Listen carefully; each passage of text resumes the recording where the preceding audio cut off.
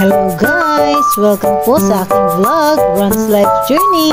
For today's video po ay gagawa po tayo ng tortang talong. Ayan, para-paraan lang po tayo kung paano gumawa ng tortang talong guys. Kasi wala po kaming ihawan, kaya ganyan po ang aking ginawa guys. Yan, at hindi po problema ang lutuan guys. Para-paraan lang. Ayan po, at naisugba ko na po yung aking talong guys. Yan, sino pong mahilig sa talong? Yan, please comment down below kung sino mahilig sa talong. Napakasarap po ng talong guys. Kahit ano pong klaseng luto ng talong ay gustong gusto ko guys. Sobrang sarap talaga ng talong. Ayan po. Ayan na yung ano po, yung kalahati po niyan guys ay medyo matigas guys. Kaya tinanggal ko na. Yan, kaya kailangan po wag po tayo magtapon ng pagkain guys. Gawan po natin ang paraan para makain po natin. Kung pwede pa pong kainin ay gawan po natin ang paraan guys. Ayan, tinanggal ko po dyan yung matigas na part sa dulo. Yan, bakit naman kasi sa dulo matigas? Ay nako, talong. Yan, joke lang po guys, joke lang po. Yan, at malapit na po akong makatapos dito sa aking pagbabalat ng talong guys. Ayan, medyo may matigas po the part doon sa dulo, kaya po nahirapan ako dyan. Ayan, malapit na pong matapos.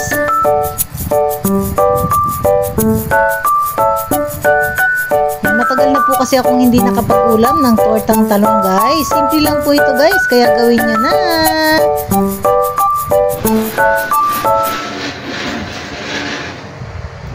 Ayan. Kumuha po ako ng tinidor dyan guys kasi sobrang init. Hindi po kinaya ng kamay ko guys. Ayan o. O diba? Masarap po talaga ng talong guys. Kahit araw-araw po siguro yung ulam ko talong, walang problema eh. Ayan, ang sarap po talaga. Yummy.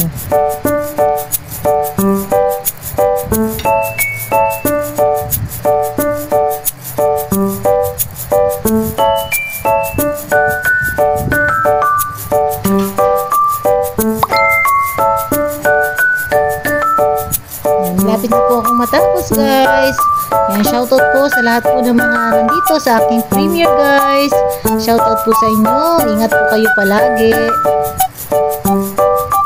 Ayan, at kahit anong busy po natin, wag po natin kalimutan na kumain guys. Huwag niyo pong gayahin si host. Whitey ng whitey.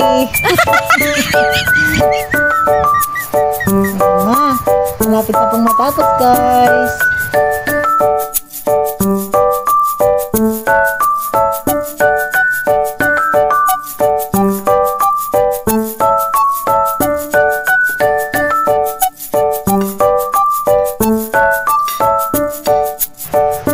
Siyempre, kung may talong, may itlog. Ayan, meron po tayong 2 itlog dito, guys.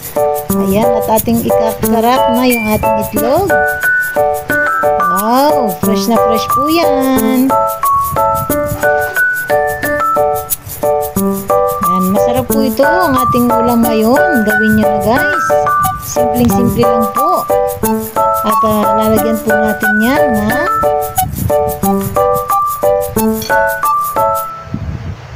Asin at paminta guys. Ayan.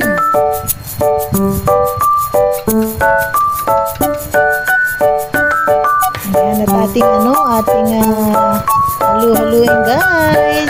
Ayan po para ma-mix po yung salt and pepper guys.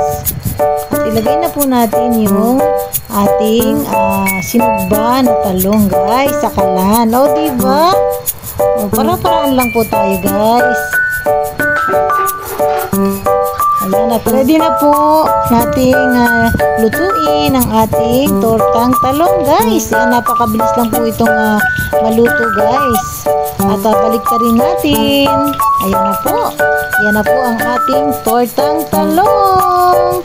Yan, maraming salamat po sa inyong panonood guys. At huwag niyo pong kalimutan mag-subscribe sa aking YouTube channel, Ron's Life Journey. At para updated kayo sa mga susunod kong video. Maraming salamat. Thank you for watching. God bless us all. Bye-bye.